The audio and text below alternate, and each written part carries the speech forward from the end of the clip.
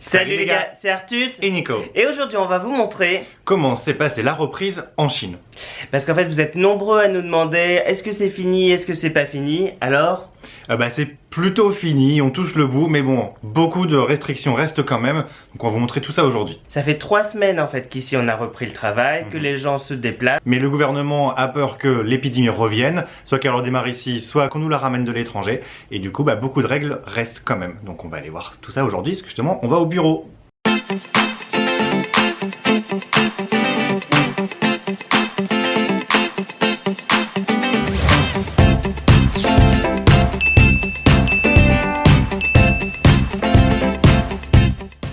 C'est parti, on y va, et on commence par mettre le masque. Allez. Donc ici, les masques sont obligatoires depuis en gros le 20 janvier, et ils le sont toujours, voilà, dans les mesures de protection, pour pas répandre cette épidémie. Donc tout le monde en a, vous allez voir ça.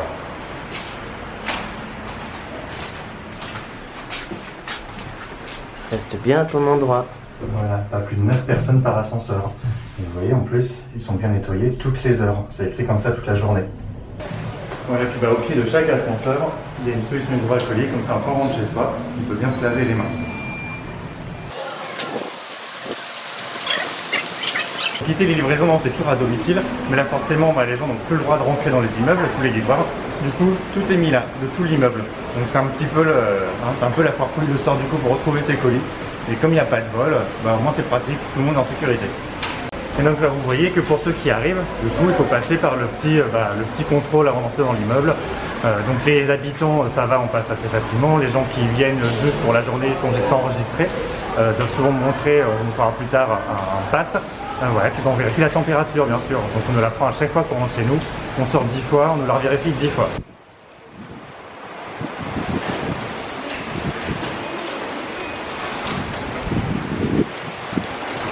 Donc la Coco, c'est un tea place, il y a ça absolument partout, on vous le montre souvent dans nos vidéos. Et donc ça a fermé pendant l'épidémie. Et maintenant que c'est rouvert et qu'on puisse même rentrer à l'intérieur pour récupérer sa commande, ça veut dire que vraiment on est au bout du tunnel. Et ça c'est vraiment important ici en Chine. Parce que santé les Chinois, ouais, ils ont plus de force. C'est comme pour Astérix et Obélix, c'est ce qui les fait tenir. Donc voilà, après on s'approche du métro, on profite d'être en dessous pour vous filmer, comme ça il y a un petit peu moins de parapluie, parce que bon, on a mal choisi la journée, il pleut. Et donc tout le monde porte des masques. Voilà. Pourtant il n'y a pas eu de cas ici, il n'y a pas eu de cas créés à Guangzhou depuis plus de 2 semaines. Les 4 cas qu'il y a eu, c'est des cas importés, déjà qui revenaient de l'étranger. D'ailleurs le dernier c'était un Français qui est rentré de France et en fait une fois arrivé ici, on s'est rendu compte qu'il était malade. Voilà, donc là on arrive au métro et alors vous allez voir, ça va être très différent de ce qui se passe à Paris. Donc vous allez voir tout le barrage en fait qui est fait pour contrôler les gens. Alors déjà ça s'accumule avec les contrôles anti-attentats parce qu'ici on contrôle toujours tous les sacs et en plus on va contrôler notre température et on va en fait marcher sur un tapis en fait qui désinfecte aussi les chaussures. Voilà, alors maintenant il y a une caméra infrarouge qui contrôle les températures de tout le monde dès qu'on passe, mais il y a encore 2 semaines c'était vraiment un par un avec le thermomètre comme chez nous.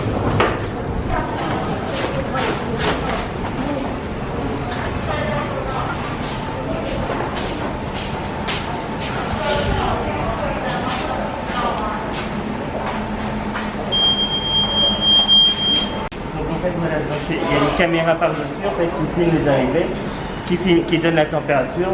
Le monsieur là qui est en train de les contrôler.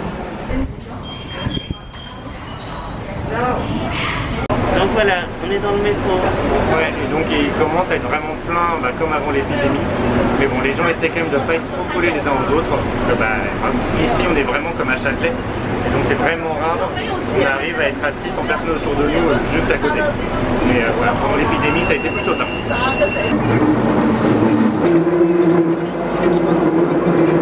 Vous voyez, un masque ça peut très bien aller aussi avec une bonne tenue Chanel.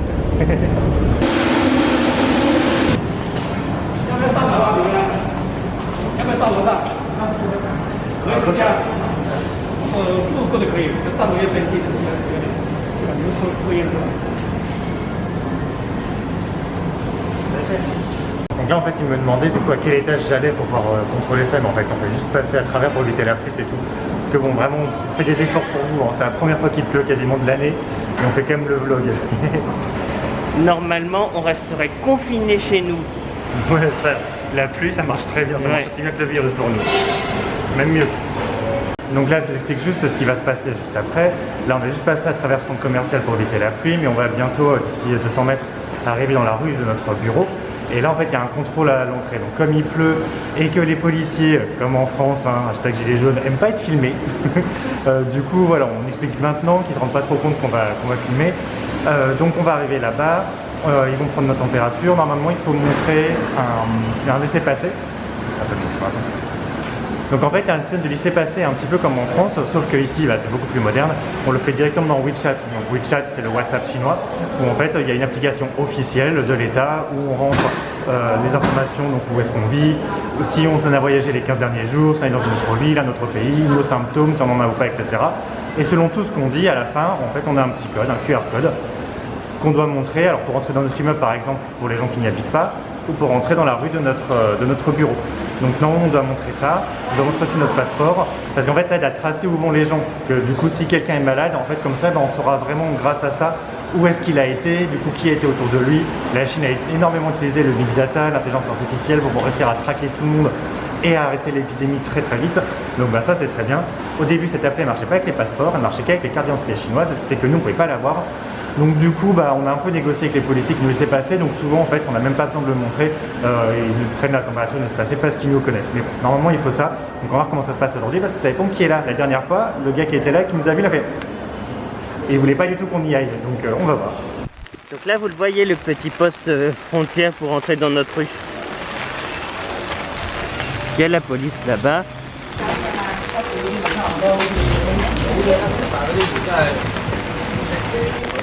Bon voilà, vous voyez comme ils savent qu'on comprend rien et qu'ils nous connaissent, ils nous laissent passer du coup, ils vérifient quand même la température. Mais bon, pendant quand même plus de 2 semaines, on n'a vraiment pas pu du tout aller au bureau. C'était vraiment, on était bloqué aussi, on ne pouvait pas, même s'ils nous connaissaient, etc. Il a quand même fallu attendre que ça se calme un petit peu et qu'il y ait moins de risques pour qu'ils acceptent de nous les laisser passer. Donc là on voit en fait qu'il y a quand même encore beaucoup de commerces de fermés. Voilà, même si la situation revient à la normale, il y a quand même beaucoup, surtout de restaurants, qui sont toujours fermés. Voilà, donc maintenant on arrive dans l'immeuble de notre bureau, notre atelier. Et là aussi en fait pour recommencer, on va reprendre notre température, il va falloir noter sur un formulaire notre nom, notre numéro de passeport, etc., etc. Donc on va faire ça.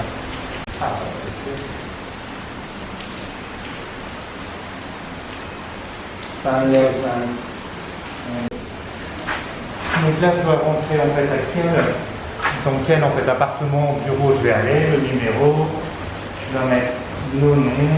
Et alors on fait combien de température aujourd'hui? Alors 36,2, 36,3, voilà. Alors certains thermomètres sont un peu miraculeux, mais bon, quand ça température comme ça, c'est toujours plus bas que le vrai, quoi. Je sais plus, 0,5 ou 0,6. Donc à la limite, en fait, il faut être à moins de 37,3 quand on est pris comme ça dans la rue. Sinon, en fait, ils appellent les autorités pour contrôler. Donc ça va, on est largement en dessous. Et donc il y a la solution hydroalcoolique à l'entrée, comme partout, pour bien se laver les mains en entrant dans l'immeuble. Maintenant on y va. Alors ça y est, on est au bureau, donc il nous manque toujours quelqu'un, bon en vrai 2, mais un c'est à cause de la pluie, donc ça compte pas, mais l'autre parce qu'en fait, juste avant les vacances, elle est rentrée dans sa famille, qui bien sûr était dans le Roubaix, à côté de Wuhan, et du coup elle a vraiment été mise en quarantaine depuis mi-janvier, et elle pourra revenir peut-être la semaine prochaine. Voilà, parce que donc nous, vous le voyez, on est en train de vous le montrer, ici l'épidémie elle est quasiment finie, c'est plutôt un contrôle pour qu'elle ne revienne pas, donc c'est pour ça qu'on peut sortir.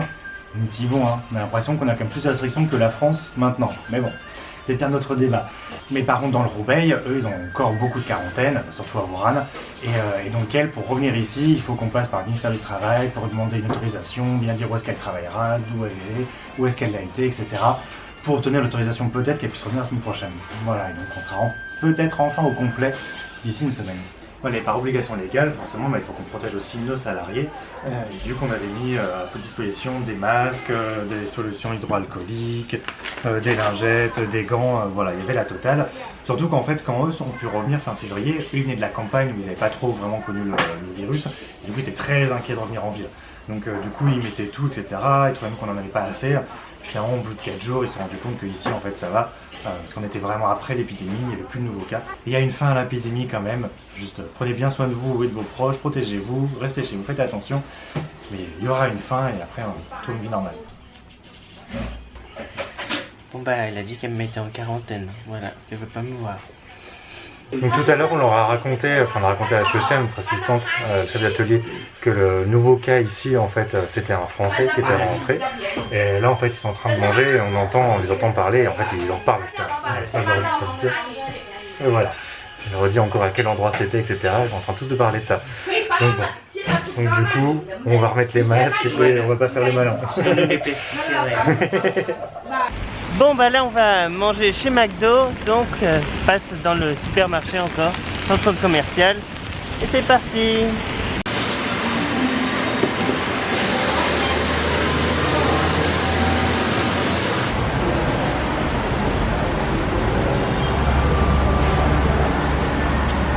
Moi c'est bon, je suis pas malade. Bon alors et vous, combien de fois on vous a pris la température déjà aujourd'hui? Voici.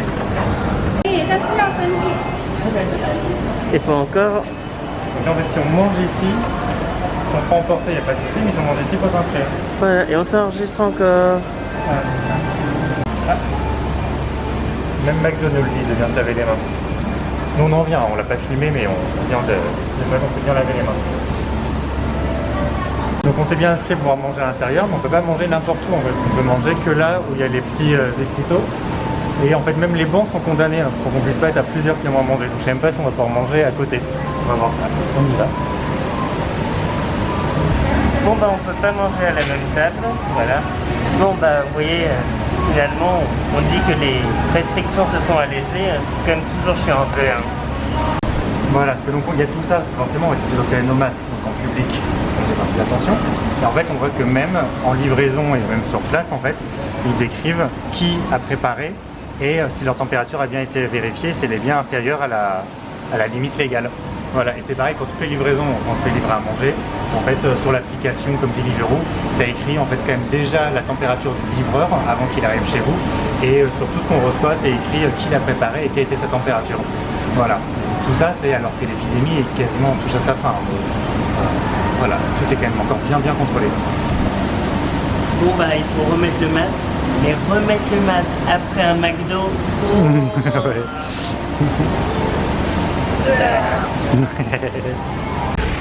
Au fait les gars, vous savez comment on dit le coronavirus en chinois? Vas-y Nico. Corona. Bindu.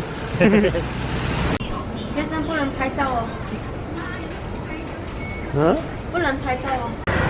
Et oui, même juste pour acheter un gel douche, on a besoin de nous prendre la température. Bon bah là on va essayer d'envoyer des masques. Voilà.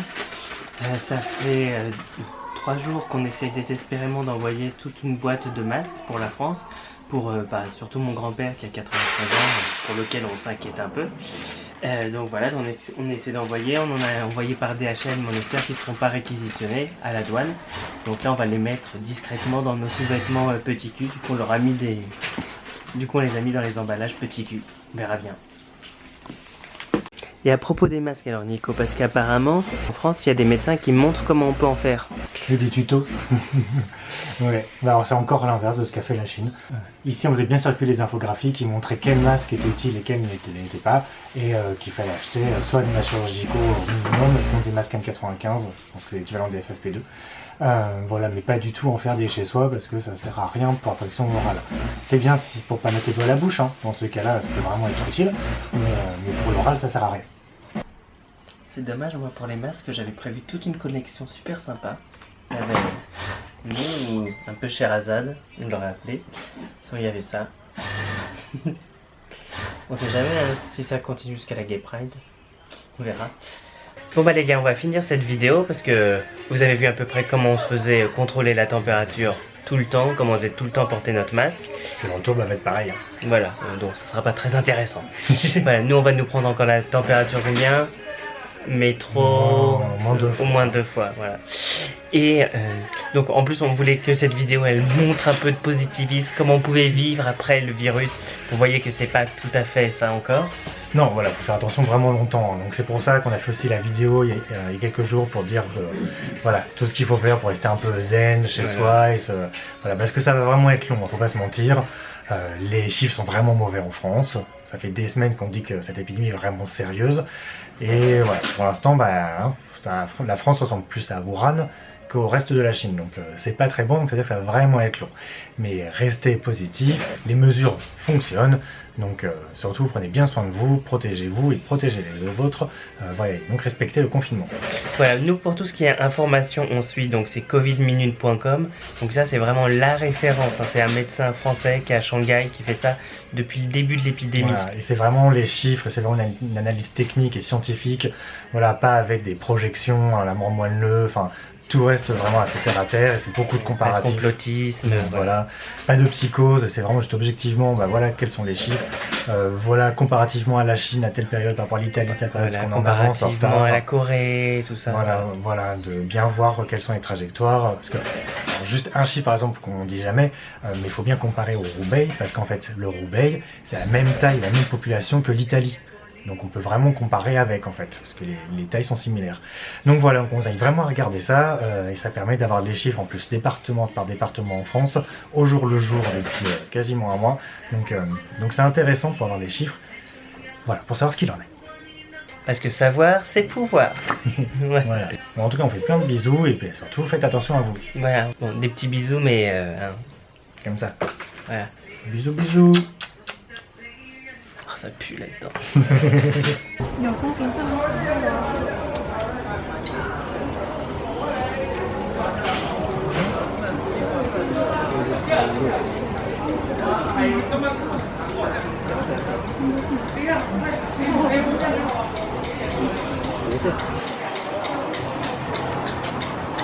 Attends. Voilà. Bon bah voilà, on a pu racheter, parce que ça, les masques commencent à être disponibles partout maintenant, tout le monde veut en vendre. Et du coup, bon, on en a racheté parce que ça fait un moment qu'on porte les mêmes. Donc comme ça, on va pouvoir en changer. Et c'était pas très cher, donc là c'était 1 euro, en euros. Waouh, très chic, Nico. Nouvelle collection. Ouais, c'est le blanc pour cet été. Hein. C'est ça qui va marcher, la pureté.